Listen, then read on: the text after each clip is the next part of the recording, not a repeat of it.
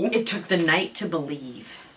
This is from the True Cult Alliance. What is an alliance, dear listener? Well, most reaction channels, and you should check them out, like, share, comment, subscribe, you'll notice they'll cut up the song every 30 seconds. There's a reason for that. The reason for that is, if you don't cut it every 30 seconds, then the record label takes your revenue.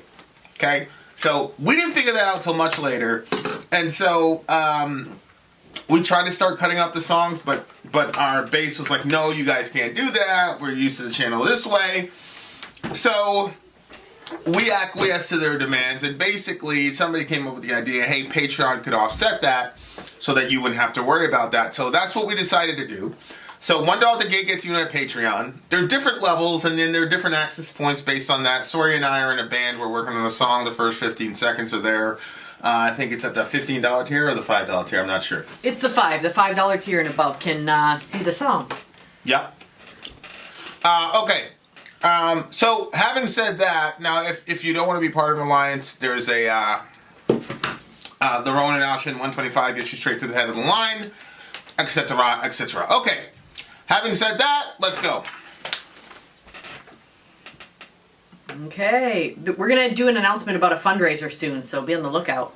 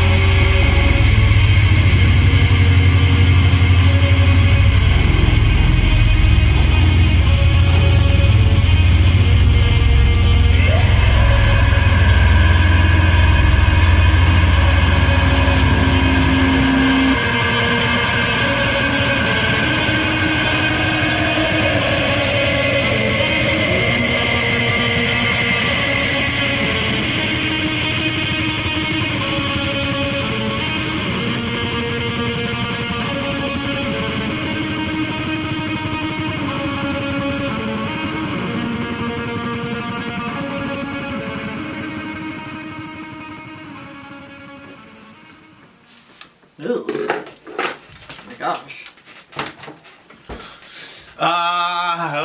That was unsettling. It was unsettling. Unsettling. True Cult always does this. I know. Okay, so I'm looking at the genre, and it says drone metal. Drone metal is an extreme subgenre of doom metal that, as its name suggests, is characterized by very slow, droning, and often exceedingly long songs. Drums or percussion are typically absent. Long songs. I don't know why that sounds so funny to me. Drums and percussion are typically absent, and vocals, if they are present at all, are almost always screamed, growled, or shouted. The key difference between drone metal and doom metal is the distinct absence of rhythm and lethargic tempos in the former.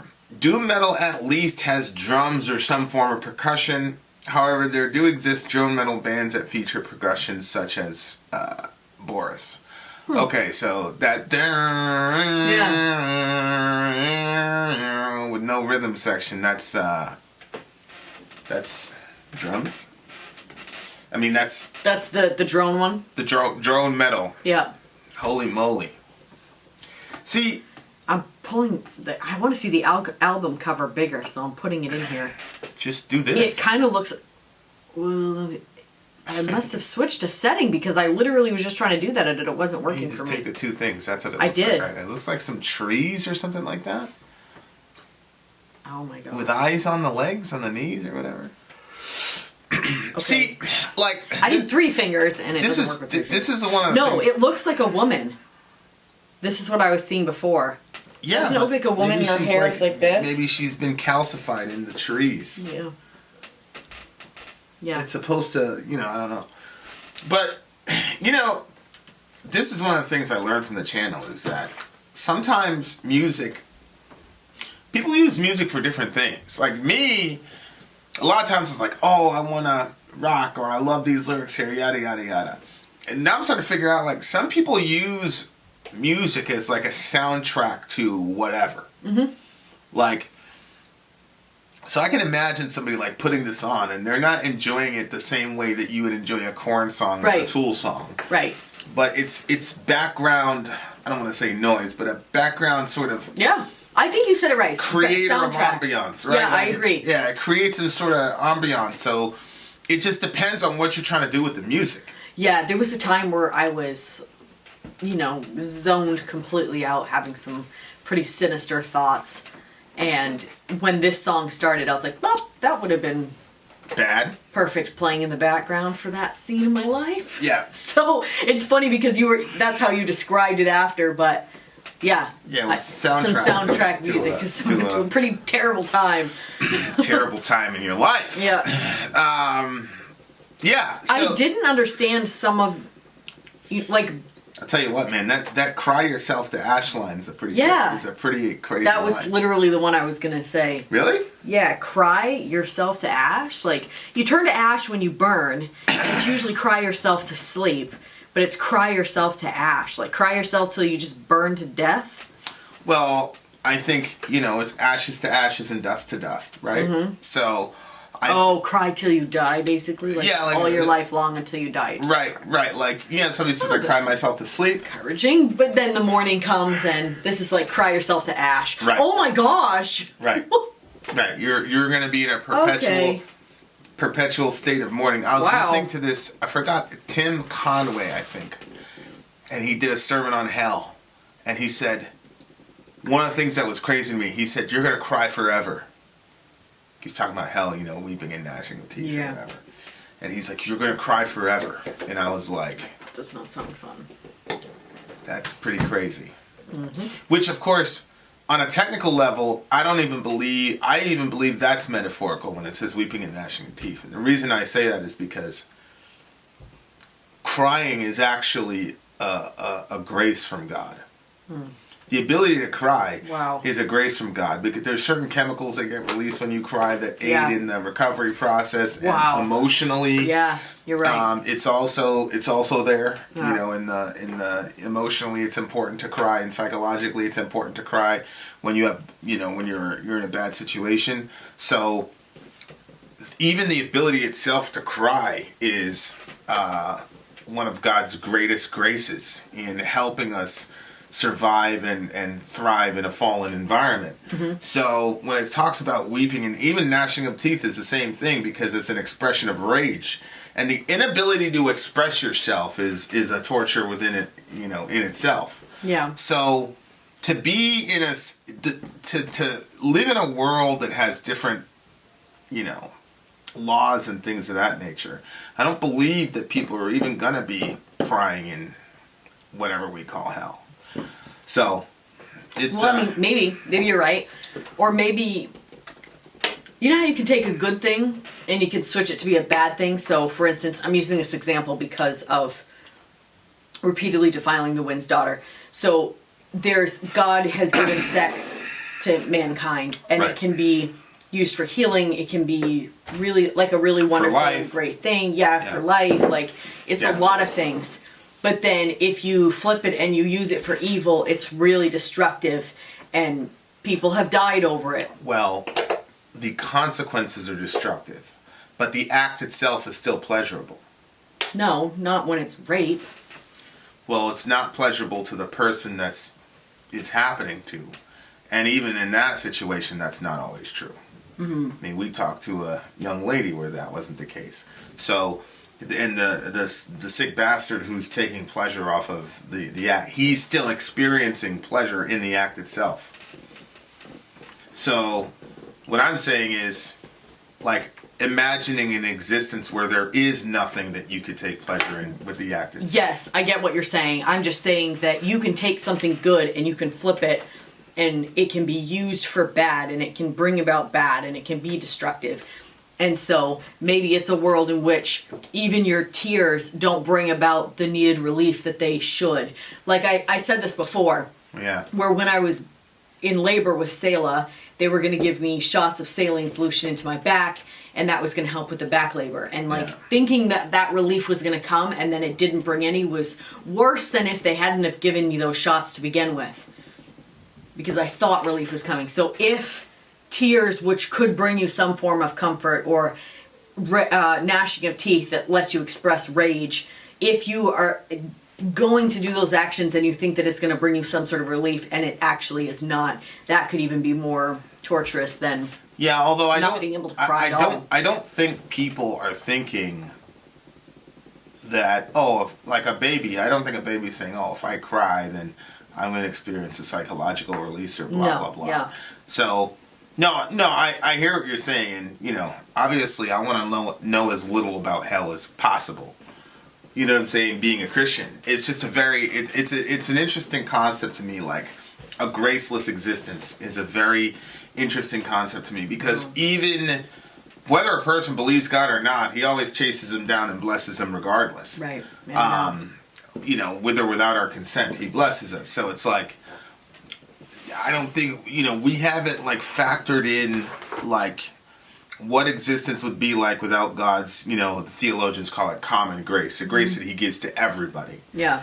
Whether you're a Christian or not. There are specific graces that God gives only to his people, but there are common graces that he gives to all mankind and angels too, I'm supposing. So that is what I'm like thinking about, like, the ability to express yourself, and I'm not sure, I'm not like,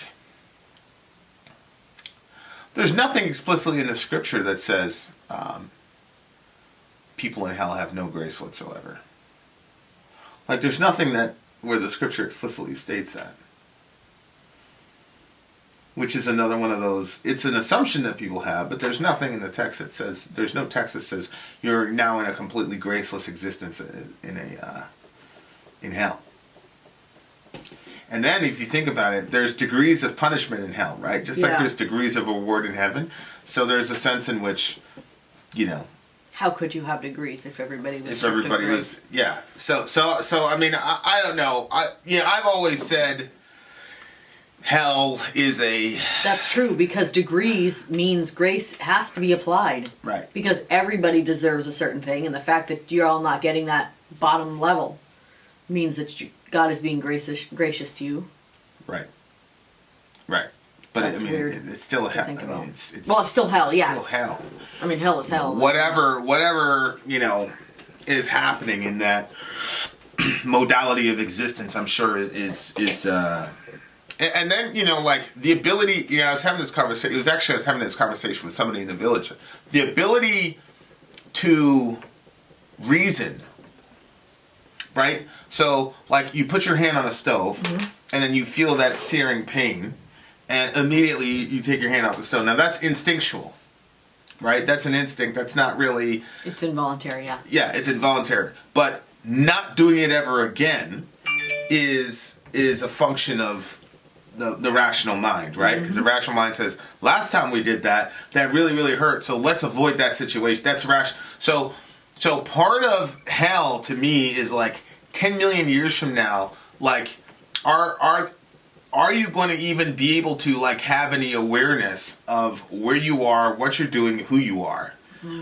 Because the ability to reason itself, from a Romans 1 perspective, is a gift given to you by God so that you can interact with God. But if God says, I'm going to progressively take away your ability to reason, or I'm not going to renew that, you know, maybe he gives us a shot of reason every day before we go to bed. I don't know how it works, but if you unravel that over the years and you're just completely descended to madness, you're kind of like semi-conscious. Oh my gosh. You're semi-conscious, but you don't even know, like, what you're doing to some degree, because your reason begins to unravel. Now that I think you can make a solid case for in Romans chapter 1. Like knowing there's a problem but not being able to fix it. Like knowing you're making the wrong choices, or knowing you're just keeping going deeper. And knowing and I don't even, like, to really, really, like, deep dive into that concept, it's like, even the understanding that something is wrong takes a certain logical deduction. Right? That's actually a very complex, sophisticated system. You say, oh, even though I know I'm doing the wrong thing. Like, that's very complex. What do you mean you did the wrong thing? Who says? What was the standard? Blah, blah, blah. And then what's the right thing? And what are we measuring it by? We make those split-second sort of deductions in a very short period of time, and most of the time we're not even thinking. But if you were losing your ability to reason, you wouldn't even know that you're doing the wrong thing. All those categories would be gone. Right, wrong, it would all be gone, and you would just be a walking experience. At that point, you're just experiencing stuff, but there's no way to kind of characterize what you're experiencing. I need to type this for a second because I got to think about this later.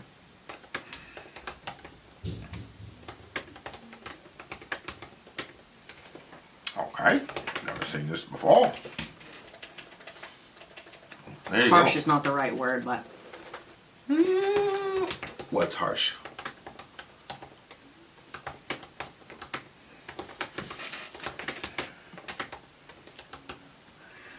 just the idea, what you're saying. So, like, it's kind of a shoot off of what you're saying, but, like, not being able to decide or to know when you ought to be gracious and when grace should be applied, and when, like, just, I use the word harsh here, but that's not the right word. I need more time to think about it. But that I'm relating to, like, it's where the song brought me, but in Christianity, where, you know, lots of people think that what makes you right before God is you do the right things, a bunch of the right things, and then you're good. But understanding grace is that God forgives, and that God, you know, understands that we're made of dust, and he understands, you know what I mean? Like, all that stuff. And so if we go by our own reasoning, we might apply grace to ourselves when we shouldn't, or we might be harsh with ourselves where grace should be applied. Right. And so, yeah. But I need to think about it more later. But anyway, go ahead. Yeah, no, it's just it's an interesting concept. Like, you know, you would just be, I don't know, it's like a goldfish or something, where they only experience like the first 2 seconds, you know, the last 2 seconds of their life, because they don't have any memory. Supposedly. How could we even know such a thing? But whatever, I mean, sure. I don't know. But you know, there you go. And that would essentially be what you would be. Remember that episode of Black Mirror? There's like 2 or 3 of them that we watched. I know, there was the one that girl, she like did that horrible thing, and then she kept reliving in the play, and then they'd strip her memory, and she'd relive the play, strip her memory, relive the play. I don't think I watched that with you. You did. She had Well, I'm gonna like give stuff away. The play. So what happened is she kidnapped this little girl with her boyfriend, and I think they ended up killing the little kid. I never watched that one with you. I did not watch that one. Yeah, I promise you I never watched it. Okay, well, anyway, I'm pretty sure you did. But anyway, certainly so I they did took not. the woman, because I just feel like it was a little bit too scared for me to watch independently. I did not. But anyway, so they ended up taking that woman that did that craziness, and they would set her up in a situation. She was in this house, and she like wakes up, and she doesn't know where she is, so she's quietly going down the stairs. She picks up the picture that she thinks is her own daughter. It was actually the daughter she kidnapped. And like they I just came in halfway into that, and I said, "Explain it to me," and you're like, "Oh." And I did a terrible job. You never did. But then they just kept repeating it over and over. They keep repeating it, and then she slowly figures out that like she thinks her daughter's being taken, she's being trapped, all these things are happening to her. All the things that she did to that little girl. And then in the end, they raise the thing and they realize she's been through all that trauma, but everybody else knows it's an act. Right. And then they strip her memory and redo the thing again. Yeah. So kind of like that. But she kind of had like this echoing trauma that was in, even though she couldn't remember what happened, there was like enough of a memory of that happening where it was more traumatic. Yeah. And then it was just repeating. So kind of like that. Right. Yeah. Yeah. So watch that episode for the experience of hell. I've always said it's like Walking Dead and what's it? The Purge. Yeah. Right. Scary. And you progressively lose what it means to be an image bearer of God over, millions of years. Being an image bearer of God means like being like God in ways, showing what he's like and stuff. So you kind of lose that. You don't really know what he's like or know how to show what he's like. And you get kind of folded into yourself. Perverted within a viewing, standing alone, it took the night to believe the beacon lingers come to grasp. To the edge of Orion, repeatedly defiling the wind's daughter. Cry yourself to ash, a perfect silhouette. What is destroyed by fire? The withering egg dilates full unnourished in salutations of crescent eye. Holy moly. These guys can write, bruh. I'm like, I don't know what it means. Cry yourself to ash. Sounds good. That's a crazy, crazy line. The beacon lingers. Cry yourself to ash. A perfect silhouette. It took the night to believe. See, that's the thing. It's like, again, it's like you're a silhouette now. You're not like an actual person anymore. You're just sort of like the outline and creepy shadow or silhouette of a person. But a perfect silhouette. Yeah. So that's just I don't know. To me, it was just hell. Just like hell. Yeah, but it took the night to believe what? Well, it could mean a lot of things. Yeah, it really could. Right? It could mean a lot of things. And a lot of these guys are always talking about like going off into space. Vibrate, defile, Well, isn't that string theory? String theory's like vibrations are like if you strip everything down, like it's the most. That's what starts everything is vibrations, like all the universe, like superstring theory. We talked. Well, Catherine was there. You were kind of like half in and half out. You were too busy being upset or something like probably. that. We were talking about superstring theory because it was something. So about what is it? Is basically like vibrations and sounds are what started everything. You know what I mean? And then, of course, theists, God said, which, I kind of go along with it, but of course, God said is just a euphemism. God doesn't have vocal cords. You see what I'm saying? Like in Genesis 1. Yeah. You know what I'm saying? But it's not like Moses, God, whatever mechanism God used to create the world, it was literally just his willing the thing into existence. So, that's just a euphemism. A lot of the stuff in the Bible, when it's talking about God doing something, is speaking euphemistically, obviously. Because... I wasn't conscious for that conversation at all. Yeah, you were too busy too busy being crazy. Being small. But yeah, that's interesting. So... The idea is interesting, but at the same time, it bugs me a little bit. Like, okay, wait a minute. He didn't speak it. He willed it. What did that look like? And then I'm like, okay, well, he gave us the Bible, and the closest thing that he said, oh, this is the closest. I spoke it. You know what I mean? Yeah. John Calvin called the Bible God's baby talk. Like Google Gaga. Yeah. You got all these theologians. Like a little book like Nilesh sent. This your little black and white book. Shout out to Nilesh, yeah.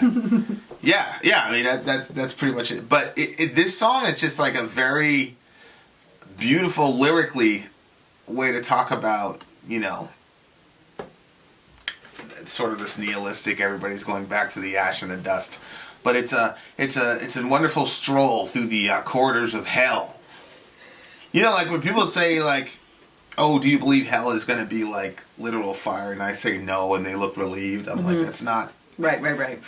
that's not a good thing. Like, fire is something more terrible.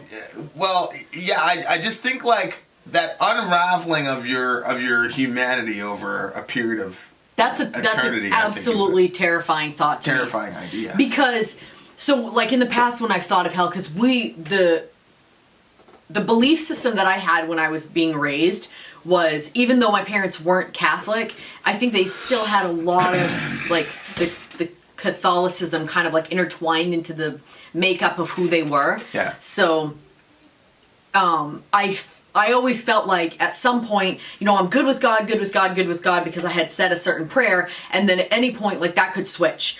And so maybe it wasn't about, it's funny because it wasn't about have I done enough good, it was have I done too much bad. So it was like the flip side of it, because the Catholics were about have you done too much good, have you done enough good? Right. But we couldn't be Catholics, so have you done too much bad, and then that's going to kind of flip it for you. So just kind of like going through that. Shoot, I don't remember where I was going because I got distracted by this picture again. So I'm just going to switch thoughts hellfire? again. Hellfire? Oh yeah, you kind of acclimate to the idea of what hell might be like. Okay, I'm going to burn. I'm going to burn forever. Like, I don't want to be in that situation, but your mind can kind of like acclimate and be like, okay, like, that's what's going to happen. But your idea is like, it's perpetually more terrifying because you're not going to, you know how like if something bad is happening to you, kind of like numb to it and you get used to it? Yeah. But that is like it's perpetually getting worse, and so you're never going to get numb to it. Yeah, like Bart Simpson was in church one time. He's like, "Is it something you get used to, like a really hot bath?" See, that's what I mean. He was like, "No, not at all." No. But this album cover is interesting. First of all, do you see this looks like a face over here, or am I the only one seeing that? Yeah, it looks like a face. So there's like a face, kind of like looking at this what looks to be a woman. And when I've never been in woods this thick, but I've heard that woods can get so thick that like you basically can't see anything in front of you. It's impossible to do a straight line because it's like so thick. And I think that there's a sort of claustrophobic feeling that would happen in that environment. And so I think that the music and everything kind of captured that sort of... Yeah. The album cover, I think, was perfect for it. So for me, it's a 9.6. Yeah, and again, you just have to understand the genre, right? Well, yeah. So it's I'd give it a 9.6. I'd rock with that because they successfully did it. It's not something I enjoy, but based on the genre and what they were trying to communicate, yeah. Well, there you are. Moral of the story? Thanks, True Cult. Stay out of hell. Believe in Jesus, I guess. Vin out. Sori out. Gone. Hey villagers, this is Archero, and I'm inviting you to the Village March Madness Tournament. We're doing this as a fundraiser and to get together as a community and have a little bit of fun. If you're not familiar with March Madness, it is a 64-team college basketball tournament. The teams all play in single elimination round tournament style. Final winner is going to be the national champion. There's going to be a page set up on the ESPN website where you can make your guesses who's going to win each game. And we'll have a private group set up just for our village to compete against each other and see who predicted the winners best. To participate, it only costs $1, and all of that is going to go to help other villagers who are in need right now. This is all going to be happening in mid-March. More details are coming very soon about the dates, prizes, and how to join. I'll see you guys there. Keep it metal.